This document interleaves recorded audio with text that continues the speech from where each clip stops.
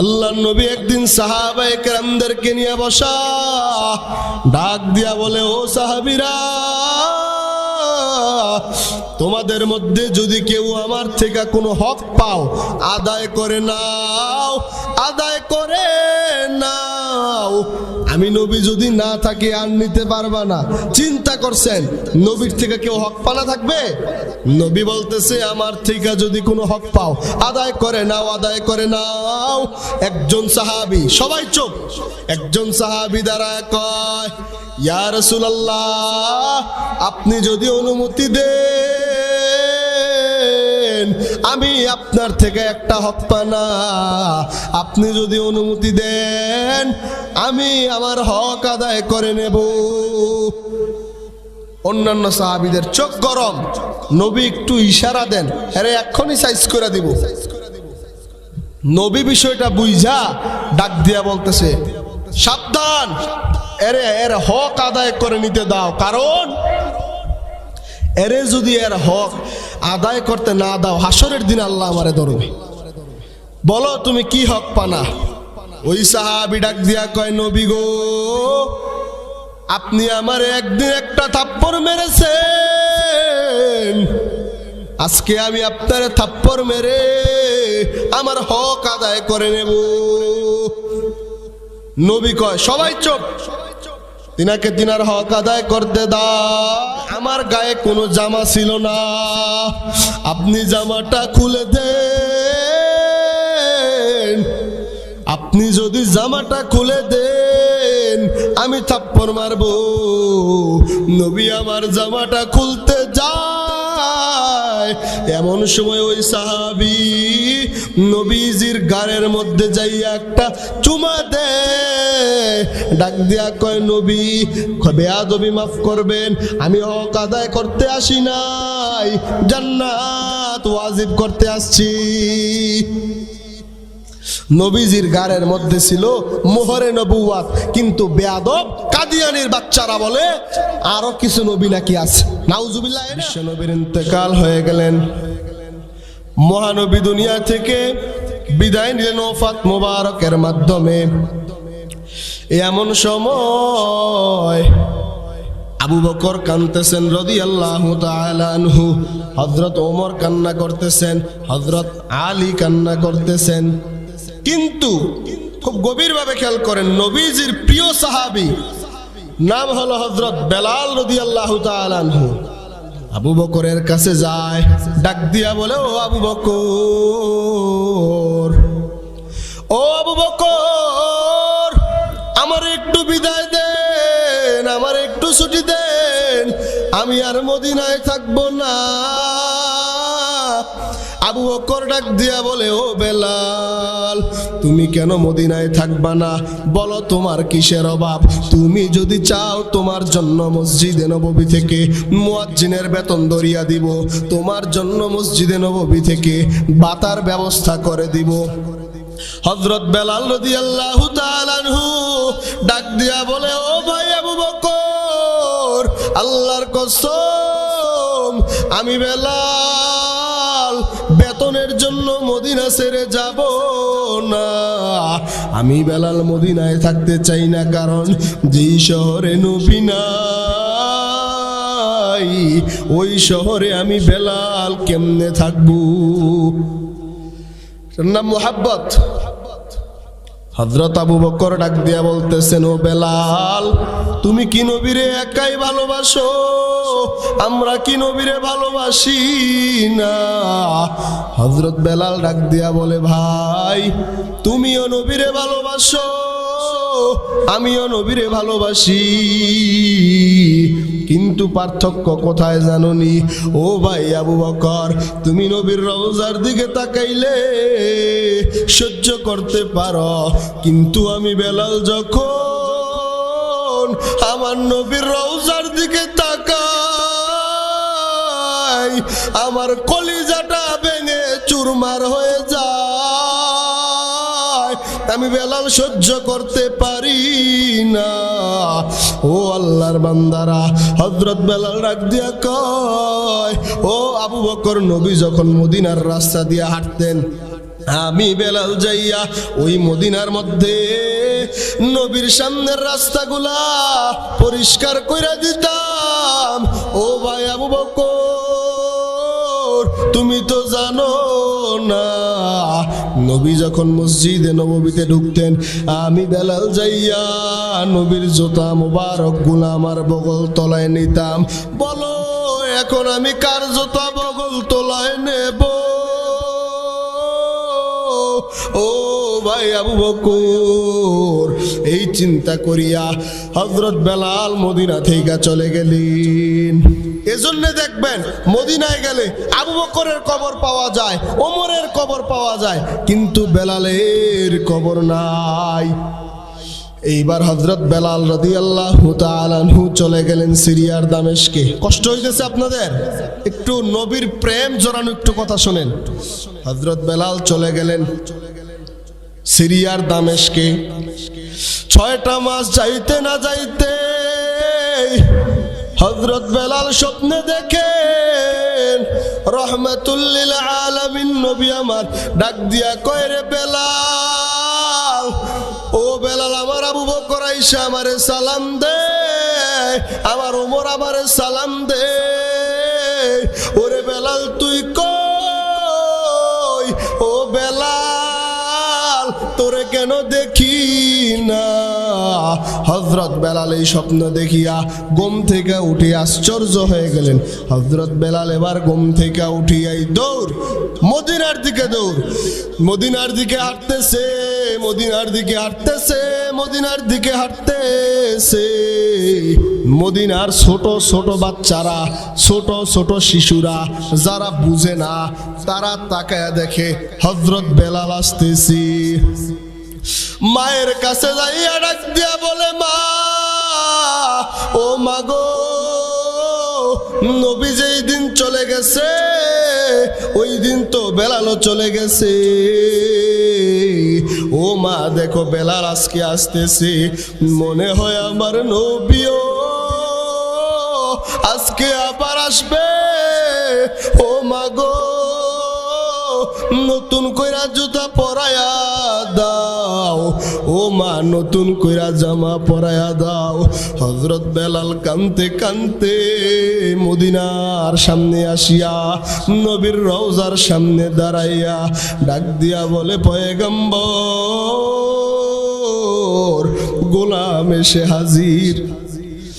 নবীর রওজার সামনে দাঁড়াইয়া আল্লাহর কসম, নবীর রওজার সামনে যদি একবার দাঁড়াও, ও কুমিল্লা এলাকার মুসলমান, নবীর রওজার সামনে যদি একবার দাঁড়াও, ওরে কলিজাটা আটকায় রাখা যাবে না, চোখ দিয়া অটোমেটিক শুধু পানি আসবে। নবীর রওজা, যেই নবী আমার মৌতের সময়ও শুধু উম্মতি উম্মতি বইলা কানলেন, ওই নবীর রওজার সামনে যদি একবার দাঁড়াও, কলিজা ফাটিয়া কান্না চলে আসবে। ওই মদিনায় যাইতে মনে চায়নি? ও আল্লাহর বান্দারা, মদিনায় যাইতে টাকা লাগে না, টাকা লাগে না, ওই মদিনায় যাইতে লাগে হলো চোখের পানি। চোখ দিয়া পানি সারিয়া আল্লাহরে ডাক দিয়া বলো, আল্লাহ গো, একবার তুমি মদিনায় নিয়া যাও। ও আল্লাহ, একবার তুমি মদিনায় নিয়া যাও, কলিজাটা ঠান্ডা করে আনো। আল্লাহ, আপনি প্রত্যেককে মদিনায় যাওয়ার তৌফিক দান করেন, বলেন আমিন। হযরত বেলাল এবার মদিনার মধ্যে কান্না করতেছেন। হযরত বেলাল রে পাইয়া সব সাহাবীরা এবার আটকায় ধরছে, বেলাল, অনেক দিন হয়ে গেল তোমার কণ্ঠে আজান শুনি না। ও বেলাল, আজকে একটু আজান দাও, আজকে একটু আজান দাও। হযরত বেলাল ডাক দিয়া কয়, আমি আজান দিতে পারবো না, আমি আজান দিতে পারবো না।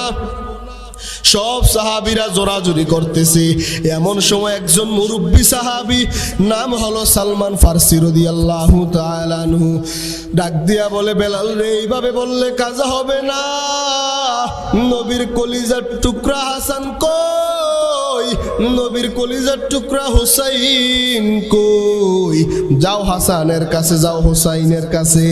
তারা যদি বলে বেলাল আজান সারা থাকতে পারবে না, হযরত হাসান হুসাইন বেলালের পা জড়ায়া কান্দে আর ডাক দিয়া কয়, নানার মুয়াজ্জিন, ও নানার মুয়াজ্জিন, নানা চলে যাওয়ার পর তুমিও চলে গেলা, একটু কি আজান দিবা? তুমি যদি আজান দাও নানার সময়ের স্মৃতিগুলা একটু মনে পড়বি। এইবার হযরত বেলাল হাসান হুসাইনের উঠে বলে, আর কান্দিও না, আমি আজান দেব। আল্লাহু আকবার। হযরত বেলাল বলে, আমি আজান দেব। হযরত বেলাল এবার আজান দেওয়ার জন্য মসজিদে নববীর মিম্বরের মধ্যে দাঁড়ায়। হযরত বেলাল আজান দে, হযরত বেলাল নিজেও কাঁদে, পুরা মদিনাবাসী সব কাঁদতেছে। ওরে আজকে বেলালের আজান হয়, কিন্তু যেই বেলালে মুয়াজ্জিন বানাইলো ওই নবী আজ নাই। এদিক দিয়া ছোট ছোট বাচ্চারা ডাক দিয়া বলে, মা গো, নতুন জুতা পরায়া দাও, নতুন জামা পরায়া দাও। ওই দেখো বেলাল আজান দে, মনে হয় আজকে আবার নবী ইমামতি করবি। তারা তো বুঝে না। হযরত বেলাল আজান দেয়, আজানের সময় হযরত বেলালও কাঁদে, পুরা মদিনাবাসী সবাই কাঁদে। এমন সময় আজান দিতে যাইয়া হযরত বেলাল আজানের সময় বলল, আশহাদু আন্না মুহাম্মাদার রাসূলুল্লাহ। এই শব্দ বলার পর হযরত বেলাল বেহুশ হয়ে পড়ে গেলেন। অনেকক্ষণ যাবত চেষ্টা করিয়া হযরত বেলাল রে হুশে আনাইলেন। হুশে আনানোর পর ডাক দিয়া কয়, বেলাল, ও বেলাল, কেন বেহুশ হইছো? হযরত বেলাল ডাক দিয়া কয়, আরে আমি যখন আগে আশহাদু আন্না মুহাম্মাদার রাসূলুল্লাহ বলতাম, ডান দিকে তাকায়া দেখতাম নবী আমার দিকে তাকায়া মুস্কি মুস্কি হাসে। আজকে যখন ডান দিকে তাকাইলাম, তাকায়া দেখি আমার নবী নাই। আমি বেলাল আর সহ্য করতে পারি নাই, এই জন্য আমি বেলাল সহ্য করতে না পারিয়া বেহুশ হয়ে গেলাম। এটার নাম হচ্ছে নবীর মুহাব্বত, নবীর ইশক। কিন্তু আমরা আজ নবীজির মুহাব্বত মুখে, নবীজির মুহাব্বত অন্তরে আমাদের মধ্যে নাই। বললে কিছু রাগ করবেন? রাগ করিয়েন না। নবীজির মুহাব্বত যদি আমাদের মধ্যে থাকে, তো এই ঠোঁট দিয়া যে বলি আমি নবীর আশেক, এই ঠোঁট দিয়া আবার কেমন কইরা বিড়ি লাগাই। আল্লাহর কসম, যেই বান্দা এই ঠোঁটে বিড়ি লাগায় আর বলে আমি নবীর আশেক, সে হয়তো টাটকা মূর্খ, না হয় বাটপার। ঠিক কিনা বলেন? বুঝেন নাই? নবীজির আশেক যে, তার মুখে বিড়ি লাগবে কেমনে? গ্রামীণ ব্যাংকের সুদ আনতে যাবে কেমনে? না খায় মরে যাবে। হযরত, আচ্ছা আরেকটা কথা বলি, হযরত আবু বকর সিদ্দিক রাদিয়াল্লাহু তাআলা আনহু একদিন নবীজি সাল্লাল্লাহু আলাইহি ওয়াসাল্লাম একটা সব সাহাবীদেরকে নিয়ে বৈশা বললেন, আবু বকর, ওমর, ওসমান, আলী, তোমরা আমার দরবারে দান নিয়ে আসো। কথা বুঝেন, ভালো করে বুঝেন। হযরত ওমর তার সম্পদের অর্ধেক দান করে দিলেন, হযরত ওসমান তার সম্পদের অর্ধেক দান করে দিলেন। চিন্তা করলেন, আমার দানের মাত্রা যদি বড় হয় আমি 1 নাম্বার দানশীল হব। কিন্তু নবীর কাছে আইসা 1 নাম্বার হলেন আবু বকর। কেন? বলে আবু বকর বলতেছেন, নবী আমার তো কোনো সম্পদ নাই, যাই আছে আমি ঝাড়ু দিয়া দিয়া আল্লাহ আল্লাহ নবীরে ছাড়া আমার ঘরে আমার কোনো আর সম্পদ বাকি নাই। আর সেই সম্পদ কামানোর জন্য আপনি আমি সুদ খাই, আপনি আমি সুদ নেই। আল্লাহ পাক আমাদেরকে হেফাজত করুক, বলেন আমিন। রাগ করতেছেন? বুঝানোর জন্য বলতেছি ভাই, আল্লাহর কসম আপনার সাথে আমার কোনো দ্বন্দ্ব নাই। আমার উদ্দেশ্য হলো এই কথার দ্বারা এই এলাকার মধ্যে যদি একটা মানুষও সুদ থেকে বাঁচে, হাসরের ময়দানে আল্লাহ পাক এর বিনিময়ে যদি ওই বান্দারে জান্নাত দিয়া দেয়, তার বিনিময়ে নি আমি গুনাহগারকেও জান্নাত দিয়া দেয়। আর কোন উদ্দেশ্য নাই। আরেকটু আগাবো। আরেকটা কথা শোনেন, আমরা আজ নবীর সুন্নত মানি, কিন্তু কোরআনের দিকে আমার মনোযোগ নাই। আল্লাহ বলেন, ইয়া আইয়ুহাল্লাযীনা আমানু হাল আদুল্লুকুম আলা তিজারাতিন তুনজিকুম মিন আযাবিন আলীম।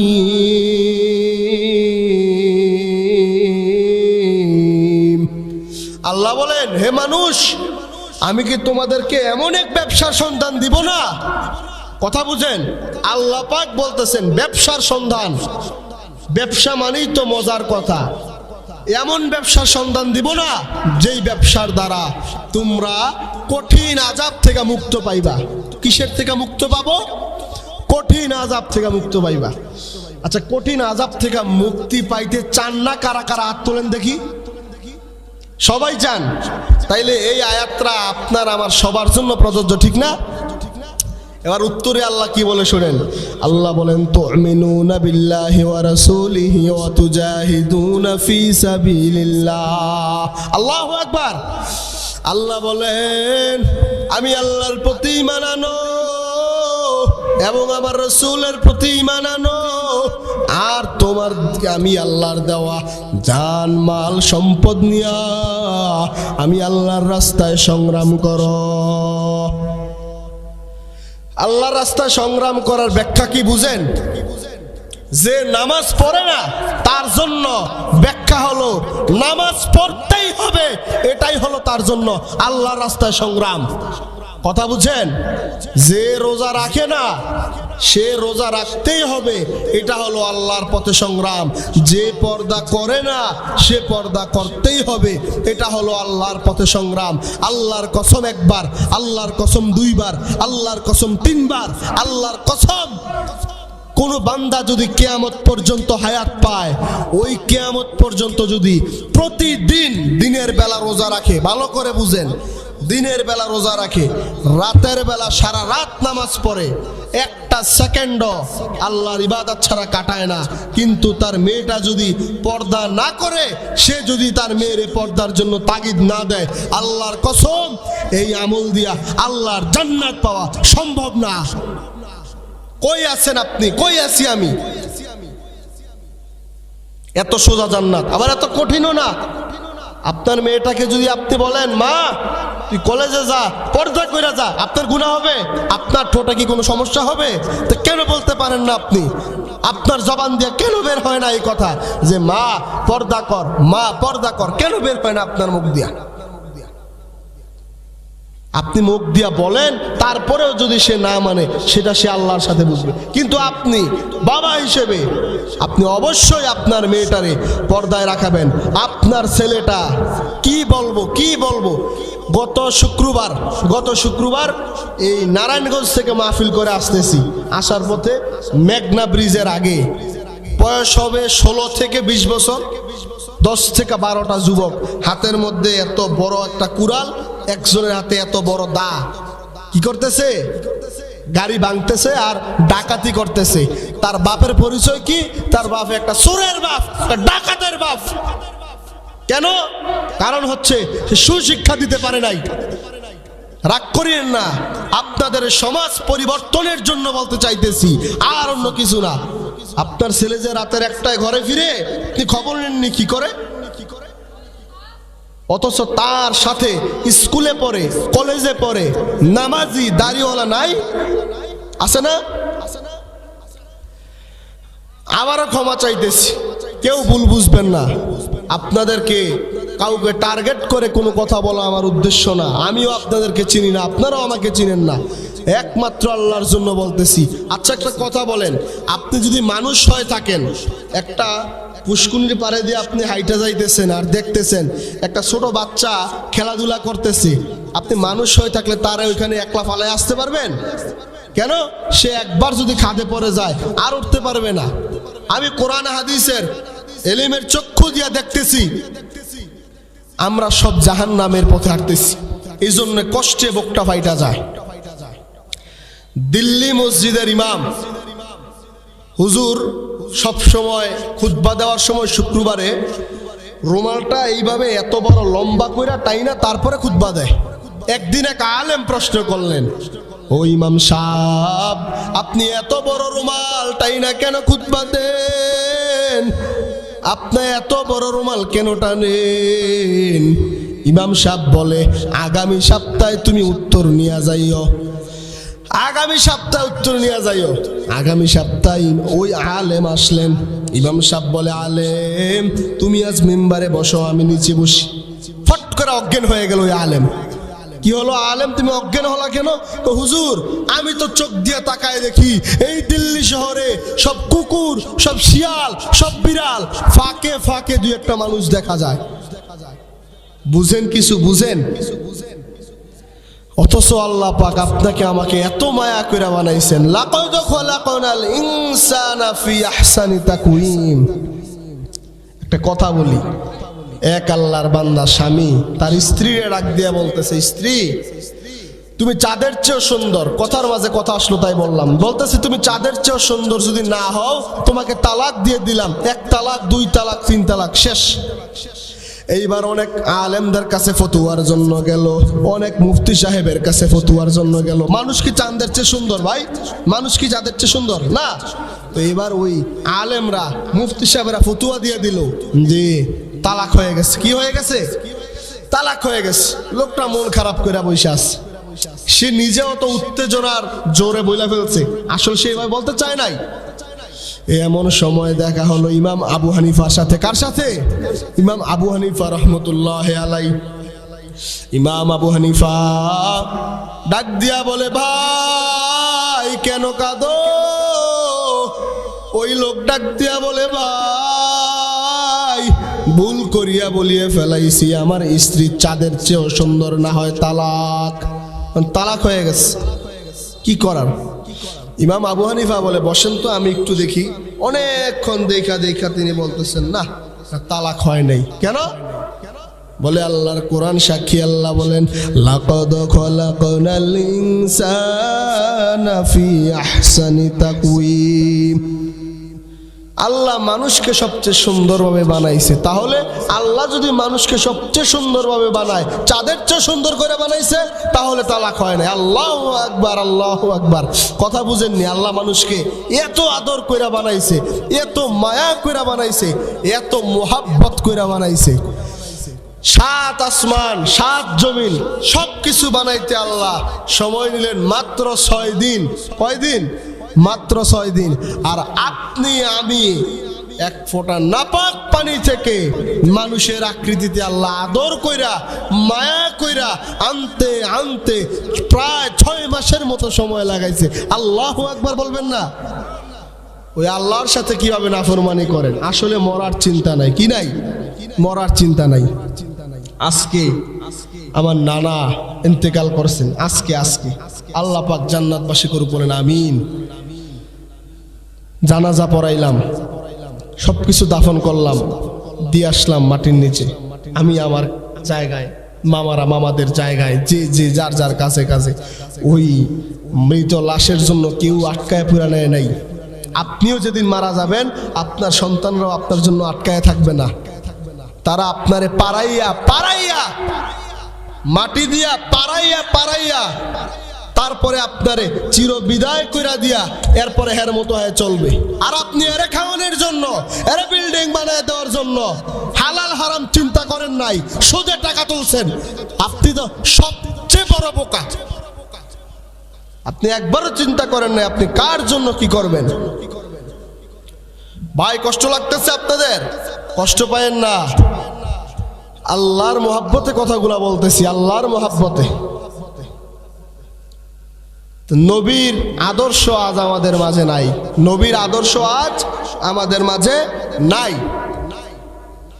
নবীর আদর্শ কেমন আদর্শ? নবীর আদর্শ কেমন আদর্শ?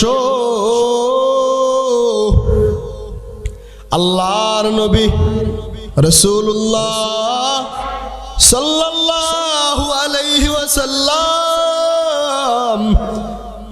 আল্লাহর নবী একদিন সাহাবায়ে কেরামদেরকে নিয়ে বসা, ডাক দিয়া বলে, ও সাহাবীরা,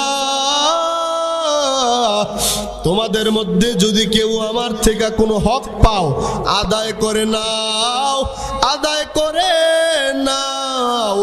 আমি নবী যদি না থাকি আর নিতে পারবা না। চিন্তা করছেন নবীর থেকে কেউ হক পানা থাকবে? নবী বলতেছে, আমার থেকে যদি কোনো হক পাও আদায় করে নাও, আদায় করে নাও। একজন সাহাবী, সবাই চুপ, একজন সাহাবী দাঁড়ায় কয়, ইয়া রাসূলুল্লাহ, আপনি যদি অনুমতি দেন আমি আপনার থেকে একটা হক পানা, আপনি যদি অনুমতি দেন আমি আমার হক আদায় করে নেব। অন্যান্য সাহাবীদের চোখ গরম। নবী একটু ইশারা দেন, আরে এক্ষুনি সাইজ করে দিব। নবী বিষয়টা বুঝা ডাক দিয়া বলতেছে, সাবধান, এর হক আদায় করে নিতে দাও, কারণ এরে যদি এর হক আদায় করতে না দাও হাসরের দিন আল্লাহ আমারে ধরবে। বলো তুমি কি হক পানা? ওই সাহাবী ডাক দিয়া কয়, নবী গো, আপনি আমারে একদিন একটা থাপ্পড় মেরেছেন, আজকে আমি আপনারে থাপ্পড় মেরে আমার হক আদায় করে নেব। নবী কয়, সবাই চুপ, তিনাকে তিনার হক আদায় করতে দাও। আমার গায়ে কোনো জামা ছিল না, আপনি জামাটা খুলে দেন। আপনি যদি জামাটা খুলে দেন আমি থাপ্পড় মারবো। নবী আমার জামাটা খুলতে যায়, এমন সময় ওই সাহাবী নবীজির গায়ের মধ্যে যাইয়া একটা চুমা দেয়, ডাক দিয়া কয়, নবী বেয়াদবি মাফ করবেন, আমি হক আদায় করতে আসি নাই, জান্নাত ওয়াজিব করতে আসছি। নবীজির গায়ের মধ্যে ছিল মোহরে নবুয়াত, কিন্তু বেয়াদব কাদিয়ানির বাচ্চারা বলে আরো কিছু নবী নাকি আছে। নাউজুবিল্লাহ। না, আপনার বাবারে যদি কেউ, আপনার বাবার ইন্তেকালের পর মাফ করবেন, বুঝানোর জন্য বলি, বুঝানোর জন্য বলি, কেউ বেয়াদবি নিবেন না। আপনার বাবার ইন্তেকালের পরে যদি কেউ আপনারে বলে যে তোর বাবা আরো কয়টা আছে, আপনার কেমন লাগবে? কেমন কষ্ট লাগবে? প্রতিবাদ করবেন নাকি মুখ মেরে বসে থাকবেন? প্রতিবাদ করবেন না? তো আপনি কেমন নবীরা আশেক? বেঈমানের বাচ্চারা বলে নবীর পরে আবারও নবী আছে। এটা কি মুসলমানের কথা? এটা কি মুসলমানের কথা? আর আপনারা আমরা জানি না এই বিষয়ে। একটাই কথা, স্পষ্ট ঘোষণা, সংসদের মধ্যে কাদিয়ানীদেরকে রাষ্ট্রীয়ভাবে কাফের ঘোষণা করতে হবে। কাদিয়ানীরা কাফের, কোনো সন্দেহ নাই, কারণ তারা খতমে নবুয়ত মানে না। এই যে দুরুদের আগে হুজুররা পড়ে, আপনারাও পড়েন, মা কানা মুহাম্মাদুন আবা আহাদিম মির রিজালিকুম, কি পড়েন? এই আয়াতের অর্থ কি? এই আয়াত দিয়ে সাব্যস্ত আখেরি জামানার পয়গম্বর হযরত মুহাম্মদুর রাসূলুল্লাহ, সবাই বলেন সাল্লাল্লাহু আলাইহি ওয়াসাল্লাম, তিনার পরে আজ পর্যন্ত পৃথিবীতে কোনো প্রকার কোনো নবী কিংবা রাসূল আসে নাই, কিয়ামত পর্যন্ত আসবে না। যে বা যারা বলবে আরো নবী আসতে পারে, নিঃসন্দেহে সে কাফের। তাকে যে কাফের বলবে না সেও কাফের। এই জন্য খুব সাবধান, নবীর ব্যাপারে খুব সাবধান। নবীজির ঘাড়ের মধ্যে ছিল মোহরে নবুয়াত। আল্লাহর বান্দারা, নবীর মোহাব্বত, নবীর আদর্শ, নবীর আদর্শ কত বড়, নবীর আদর্শ কত বিশাল। নবীর আদর্শ সম্পর্কে জানার জন্য হযরত ওমরের কাছে যায়। কিছু লোক হযরত ওমরের কাছে যায়, যাইয়া ডাক দিয়া বলে, ওমর, নবীর আদর্শের একটু বয়ান শোনাও, নবীর আদর্শের বয়ান শোনাও। হযরত ওমর রাদিয়াল্লাহু তাআলা আনহু ডাক দিয়া বলেন, নবীর আদর্শের বয়ান আমি কি করব? আমি নবীর পুরা জীবনী পাই নাই, আমি নবীর পুরা জীবনী পাই নাই, আমি নবীর কিছু অংশ পেয়েছি। আমি গেলাম নবীরে মারার জন্য, নবীরে মারার জন্য যাইয়া আমি নবীর হাতে কালিমা গ্রহণ করলাম। আমি নবীর আদর্শ জানি না। তোমরা যদি নবীর আদর্শ সম্পর্কে জানতে চাও, যাও যাও যাও হযরত আলীর কাছে যাও। কার কাছে? হযরত আলীর কাছে, যিনি নবীর চাচাতো ভাই। তোমরা হযরত আলীর কাছে যাও। তিনি ছোটবেলা থেকে নবীজির, তিনি ছোটবেলা থেকেই নবীজির সবকিছু দেখছেন। লম্বা ঘটনা, মাঝখানে আরো কয়েকজনের কাছে গেছে। হযরত আলী ডাক দিয়া কয়, ভাই তোমাদেরকে একটা প্রশ্ন করি। বলে, বলো। দুনিয়া দেখছো? বলে, হ্যাঁ দেখছি। বলে, দুনিয়া কেমন? বলে, অনেক বিশাল।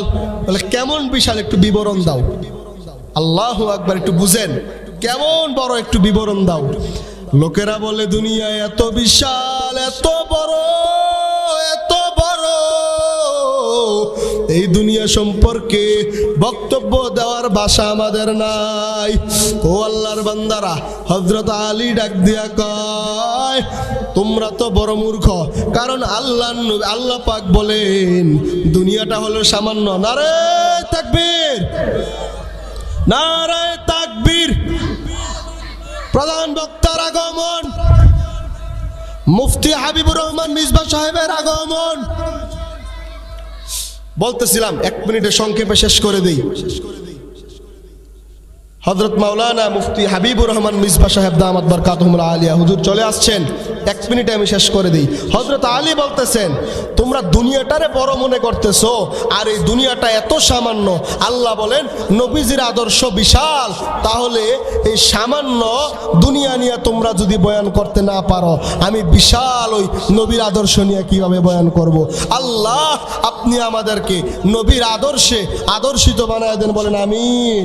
আল্লাহ আপনি আমাদেরকে নবীজির সুন্নতের উপর চলার তৌফিক দান করেন, নবীজির ইশক ও মুহাব্বত নিয়ে চলার তৌফিক দান করেন, বলেন আমিন। সুবহানাল্লাহি ওয়া বিহামদিহি, সুবহানাল্লাহিল আযীম। আসসালামু আলাইকুম ওয়া রাহমাতুল্লাহি ওয়া বারাকাতুহু।